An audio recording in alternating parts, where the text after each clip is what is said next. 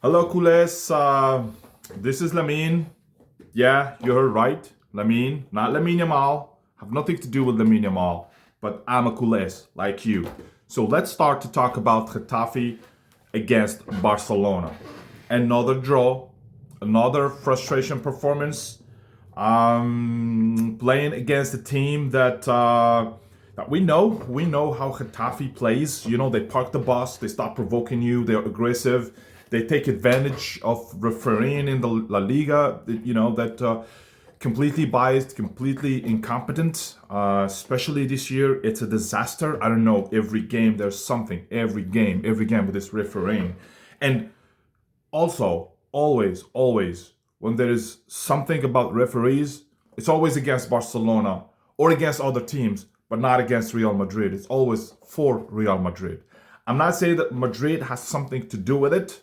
I definitely don't believe that Real Madrid is having something, but I don't know. Is it the referees just taking these kind of bad decisions by their mind?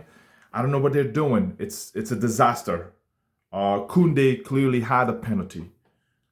Not sure why they don't give you this penalty. What is the reason for that? Is someone talking to the referees? Is someone from Barcelona trying to complain? I don't know. We need to complain more. Kunde has to put pressure on the referee in this situation. He didn't do it. It feels like he wasn't concerned or something. But clearly, the players had to put more pressures on the referees from Barcelona side. You don't need to talk to them all the time, but when something like that happens, you have to talk. You have to talk. You can't just sit down and you have to put pressure on the referees, because if they don't give you penalty, then if you put pressure on them, maybe the next time they're gonna think twice before doing anything against Barcelona. And another frustrating game. It's Getafe. We know how Getafe plays. Did the player know? I think they did. Did the coach know? I think he does. Someone must have told him that these people will park the bus. But however, I'm not gonna be very negative. I'm gonna try to see the game as I was watching it. And honestly, the game started well. The game started. We scored. We were having a good performance. We were very balanced.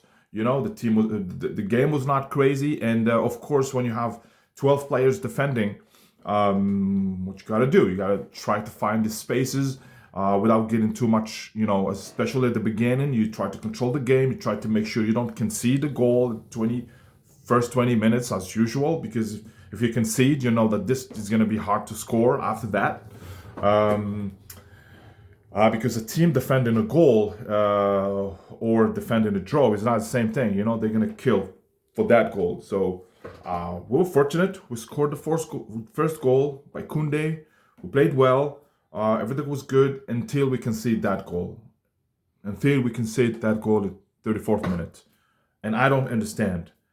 I don't understand that, to be honest. I don't understand that you can concede a goal like that, not being aggressive, not being alert, and you're winning.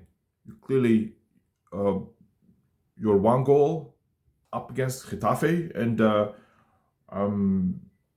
you should defend. Honestly, you know that against this kind of teams, you're going to win 1-0, 2-0 maximum, or probably 2-1. Or so why would you still be attacking with numbers when you are 1-0 up against Getafe, and you're playing at the Colissimo? You're not playing in the Camp Nou, right? So I don't understand this kind of behavior. I think that the team should manage to defend their scores when they're winning and not concede goals easily as they did. I don't want to blame Iñaki Pina. I don't want to blame Kunde for lack of aggressiveness, but still, teams concede goals. People can score, but then we've had many chances. We've had so many chances, and we were, falling into the same pattern of the other games that we lost. That we create chances, but then we don't score them. And here I'm going to blame Rafinha. I'm going to blame Lewandowski. I'm going also to blame Lamine Yamal. Yes, he's 17 years old, but he has to learn not just to shoot for shooting, or not just to force things into the play.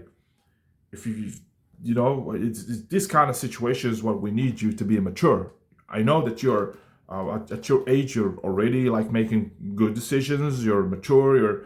Everyone is in awe, before your performances. But this is the time when you need to learn to score, to be calm, to shoot when you need to shoot, and pass when you need to pass, and not to panic at the end when you're having a draw or losing a game like that. So this is where the only thing I have to blame Lamine Yamal in. But Rafinha, this is not the first game. This is not the first. It's not the second game that he completely loses it when we are having difficulties with small teams. I don't know because if you guys remember something, we've been winning against big teams, but we haven't had situations where we're in a knockout game and just winning by 1-0 or a draw at the end of the game. We haven't been under this kind of pressure yet. And I'm really not very comfortable knowing that Rafinha or Lewandowski always disappear in these kind of situations. So clearly we're going to need to hire more players.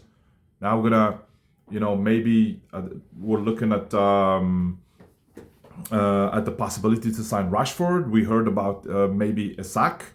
Isak is a good player. Rashford, I don't know. He has been performing in the last few years, but I won't. If still is in a form physically, I think Hansi can do something good with him. I don't know if we're going to sign him this January, but